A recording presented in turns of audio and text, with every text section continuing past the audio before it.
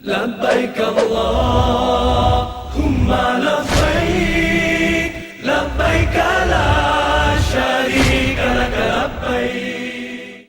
Mereka itulah namanya ma'rifatullah. Karena Imam Syafi'i begitu. Oke, ada yang tanya, silakan. Jam berapa nih? Udah hampir 10. Oke, satu pertanyaan atau dua pertanyaan, silakan. Ada mungkin? Boleh, Pak. Dua pertanyaan boleh, silakan. Karena saya sudah dibatasin waktunya. Karena sorry Bapak Ibu sekalian, sebelum saya jelasin dulu, karena memang saya itu memang kalau ngisi itu memang tipenya bukan tipe pelari maraton, tipenya sprinter. Jadi kalau kemudian saya ngisi, energi saya langsung habis gitu kan ya. Nah sehingga kemudian saya harus kemudian agak lebih banyak kemudian istirahat. Jadi kayak gitu. Oke, kalau ada pertanyaan silakan. Ada, boleh? Silakan. Sama yang belakang nanti satu. Silakan Ibu. Boleh. Oh saya nggak tahu tuh. Nanti saya nggak boleh pulang dari KJRI. Oke, silakan. Ya, boleh. Saya berapa bersaudara, oke? Itu aja. Oke, terima kasih. Baik, tentang keluarga ya. Oke, itu aja. Boleh?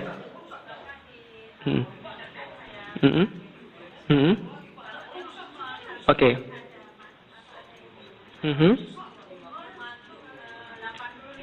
Ya.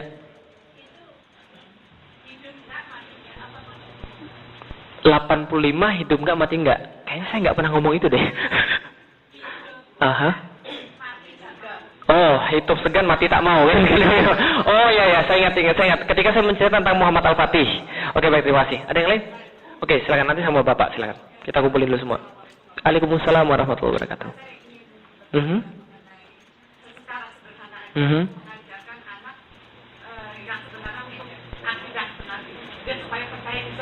Ya. Yang terbaik. Terima kasih. Silakan Bapak. Bapak yang di belakang boleh, Pak? Yang pakai kaos? Ya, silakan, Pak. Ya. Ya.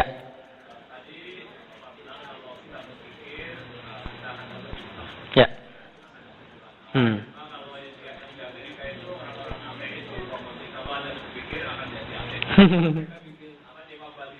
That's right. Religion is for people who are too lazy to think. Itu kan kata mereka kan ya? Saya tahu semua karena saya pernah ateis. Oke. Jadi menurut Bapak maksudnya apa? Pertanyaannya? Yang benar yang mana? Iya, statement mereka sangat bangga dengan statement itu. Kalau Anda berpikir, kalau Anda smart seperti saya, Anda akan jadi ateis gitu. Oke.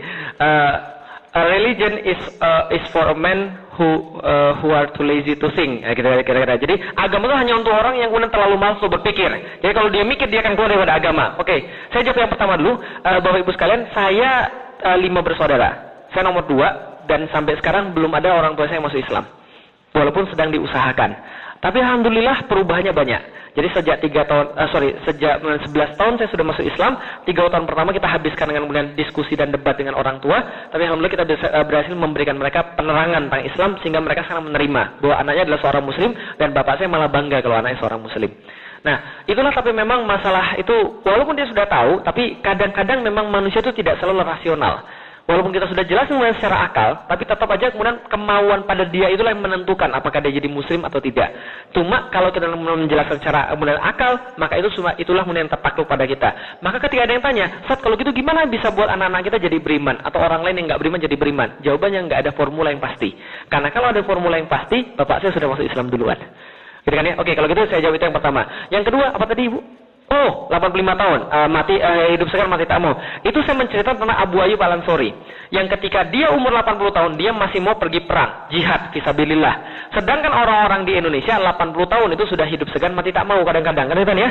Artinya apa? Ya sudah di kursi roda, tidak punya harapan dan sebagainya. Nah itu kemudian kita bisa lihat. Maksudnya sebagai selentingan aja, sentilan aja, supaya kemudian harusnya orang semakin tahu semakin semangat. Kenapa? Karena dia tahu sebentar lagi dia bakal mati.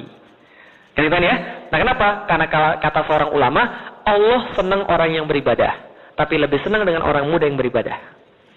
Allah benci pada orang yang maksiat, tapi lebih benci orang tua yang maksiat. Karena harusnya dia sudah sadar, kan ya? Itu dia semakin dekat. Maka kalau orang tua yang beribadah rajin itu biasa. Nah, tapi kalau kemudian dia muda ibadah rajin, mantap. Nah, tugasnya gimana Pak Ibu tadi? Tugasnya yang sederhana, kita menuntun mereka dengan berpikir sehingga dia yakin bahwa adanya Allah. Tadi alurnya kayak tadi. Pertama-tama adalah harus dipertanyakan, dia yakin nggak adanya Tuhan? Kalau dia sudah yakin adanya Tuhan, maka kemudian kita baru lanjut, Tuhan ini siapa? Setelah dia yakin kemudian Tuhannya Allah, baru kita yakinkan tentang kemudian agama. Itulah akidah. Pertanyaannya, why? Kenapa kamu harus Islam? Nah, alurnya tadi, kamu percaya nggak sama Tuhan? Oh, saya nggak percaya sama Tuhan deh. Kayak Bapak tadi, itu untuk orang-orang malas mikir aja. Oke, kita buktiin. Saya jawab pertanyaan Bapak tadi. Orang-orang yang bilang begitu, itu baru sampai pada tingkatan kedua. Karena gini, tahu nggak apa yang membuat Barat bangkit dan membuat Islam hancur? Apa yang membuat Barat bangkit dan Islam hancur, tahu? Jawabannya satu, meninggalkan agama. Karena agama mereka, betul, itu megang agama Kristen, bikin mereka kemudian dump. Bikin mereka kemudian bodoh. Lah kenapa? Karena agama itu membatasi kemudian sains. Nanti besok saya cerita tentang religion and resurrection. Agama dan kebangkitan. Maka ketika mereka keluar daripada agama Katolik, langsung kemudian mereka melejit. Kita ninggalin agama ikut-ikutan, mati. Gitu loh. Nah, jadi kalau agama mereka betul itu. Tapi kalau agama kita enggak sama sekali. Karena agama kita justru suruh mikir. Tapi agama mereka nggak boleh mikir. Nah, itu yang terjadi. Nah, nanti akan ada materinya. Besok akan kita sampaikan. Religion and resurrection. Saya sampaikan bagaimana pandangan Barat tentang agama. Mereka sangat benci agama karena mereka punya pengalaman buruk tentang agama. Silakan search di Google The Dark Age. Dan coba pelajari apa yang dimaksud dengan The Dark Age itu. Dark Age adalah namanya The Age of Faith. Masa keimanan ketika gereja berkuasa. Itu kemudian mereka jadi kemudian hancur. Maka ketika mereka Renaissance, Renaissance apa? Pencerahan, itu yang kita dapat. Tapi Renaissance itu adalah penggulingan kekuasaan agama dan kekuasaan Tuhan, landlord. Jadi landlord itu di backup oleh agama. Pernah nonton film Robin Hood? Robin Hood itu orang yang miskin atau orang kaya? Musuhnya Robin Hood siapa? Sheriff of Nottingham, landlord. Dan landlord itu di backup oleh gereja kan ya? Maka ada dari gereja itu membela kepada Robin Hood, namanya Takel, pendeta itu kan ya? Nah, maka itulah kemudian gambaran The Dark Age. Ketika Eropa jauh ketinggalan di bawah Islam. Besok-besok akan kita ceritain, insya Allah. Ini baru pertemuan pertama yang kita bahas tentang akidah dulu. Nah, jadi kenapa kemudian kita harus Islam? Itu kemudian dikuatkan dulu. Nah, cara yang terbaik adalah menjelaskan pada anak kita, menuntun. Dengan cara apa misalnya? Contoh, yang konkretnya, teknis. Nonton misalnya film-film kayak film-film Harun Yahya. Gitu misalnya. Harun Yahya. Saya sudah bilang sama Pak Farhad, nanti akan ada semacam tempat pool. Jadi saya akan nge-pool materi di situ, saya akan nge-pool film-film di situ, saya akan nge-pool segala macam di situ. Nah, jadi silakan minta di situ. Nanti film-film Harun Yahya semacam keajaiban penciptaan alam semesta, keajaiban Al-Quran dan sebagainya. Nah, jadi itu bisa nonton. Oh ya, ternyata ini nih, gitu loh maksudnya. Oh, ternyata benar ya, Tuhan tuh nggak mungkin nggak ada. Nah, termasuk tadi perhitungan-perhitungan dan sebagainya. Yang saya juga rangkum dalam buku saya judulnya Beyond Inspiration, tentang hal yang baru saya ceritakan tadi dalam bentuk tertulis dan dengan data-data yang lebih lengkap. Nah, nanti saya kasih semua kemudian link-linknya nanti insya Allah. Biar nanti ibu bisa secara teknis bisa memberikan pengertian buat anaknya. 1, ngajak mereka nonton film bareng-bareng. 2, ngajak mereka diskusi.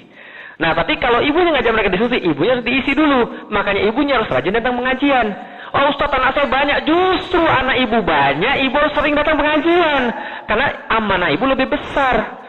Nah, itu maksudnya. Jadi, saya kasih tahu sekalian. Ada orang tanya pada saya, Ustaz, nanti besok kita bahas tentang fungsi wanita dalam Islam. Ustaz, kalau menurut Ustaz, istri Ustaz nggak kerja, ngapain dia kuliah tinggi-tinggi? Jangan salah, wanita justru harus kuliah tinggi. Karena mereka ngurusin anak-anaknya. Gimana mau ngajarin anak-anak pintar kalau dia nggak kuliah tinggi? Gitu kan ya? Gimana mau ngajarin anak pintar kalau dia nggak paham tentang kemudian kehidupan dunia? Justru pendidikannya harus tinggi, gitu maksudnya. Jadi jangan kalau itu nggak guna dong kalau pendidikan tinggi kita nggak kerja. Salah. Karir yang terbaik adalah jadi seorang ibu dan itu yang paling mulia. Dan kita akan bahas besok. Wih, serius nih kita akan bahas besok. Nah, jadi kita itu. Oke. Sampun ya, sampun cekap karena kita sudah mengakhiri. Mohon maaf Bapak sekalian, kita nanti akan lanjut dengan sholat Isya. Yang masih penasaran, bagus berarti besok harus datang lagi. Terima kasih Bapak sekalian. Kalau ada yang salah mohon maaf. Billahi taufiq wal hidayah wa minkum. Assalamualaikum warahmatullahi wabarakatuh.